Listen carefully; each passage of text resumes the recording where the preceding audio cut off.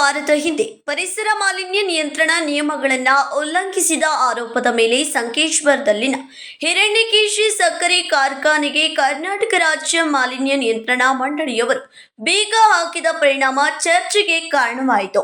ಇದಕ್ಕೆ ಸಂಬಂಧಿಸಿದಂತೆ ಹಿರಣ್ಯಕೇಶಿ ಸಕ್ಕರೆ ಕಾರ್ಖಾನೆಯ ಅಧ್ಯಕ್ಷರಾದ ಬಸವರಾಜ್ ಕಲ್ಲಟ್ಟಿ ಹಾಗೂ ಉಪಾಧ್ಯಕ್ಷರಾದ ಅಶೋಕ್ ಪಟ್ಟಣ್ ಶೆಟ್ಟಿ ಅವರು ಕೆಎಂಎಂ ವಾಹಿನಿಗೆ ಪ್ರತಿಕ್ರಿಯೆ ನೀಡಿ, ಸದ್ಯ ವಾಯುವ್ಯ ಮಾಲಿನ್ಯ ನಿಯಂತ್ರಣ ಮಂಡಳಿಯವರ ಆದೇಶವನ್ನು ಪಾಲಿಸಲಾಗುತ್ತಿದ್ದು ಶೀಘ್ರದಲ್ಲೇ ಸಮಸ್ಯೆ ಪರಿಹರಿಸಲಾಗುವುದು. ಕಾರ್ಖಾನೆಯು ಸದಾ ಕಾರ್ಮಿಕರ ಹಾಗೂ ರೈತರ ಪರ ಇದೆ ಎಂದು ವಿಶ್ವಾಸ ವ್ಯಕ್ತಪಡಿಸಿದರು. ಅದನ್ನು ಕೂಡ ಬರುವ ಸೀಸನ್ ಪ್ರಾರಂಭ ಮಾಡಬೇಕಾದ್ರೆ ಅವ್ರು ಹೇಳಿದಂತೆ ಕೆಲವೊಂದು ಕಂಪ್ಲೇಂಟ್ಸ್ ಮಾಡಬೇಕಾಗಿರ್ತದೆ.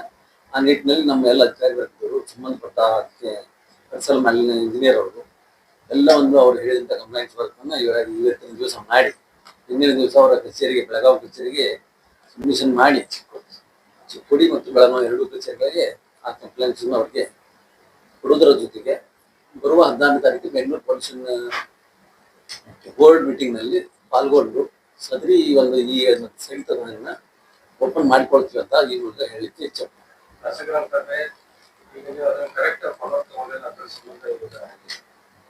ಇವಾಗ ಶಾಸಕರು ಕೂಡ ಇಲ್ಲಿ ನಿರ್ದೇಶಕರು ಅವರು ಕೂಡ ಮಾಜಿ ಅಧ್ಯಕ್ಷರು, ಅವ್ರ ಅಧ್ಯಕ್ಷರಿರೋ ಸಮಯದಲ್ಲೂ ಕೂಡ ಈ ಕೆಲಸವನ್ನು ಅವ್ರು ಮಾಡಿದ್ದಿಲ್ಲ. ಅವ್ರು ಅವಾಗ ಮಾಡ್ತಿದ್ರೆ ಇವತ್ತು ಇಲ್ಲ 2022-23 ಇರುವಂತ ಕಂಪ್ಲೇಂಟ್ಸ್ ಅವಾಗಲೂ ಮಾಡಿದ್ದಿಲ್ಲ.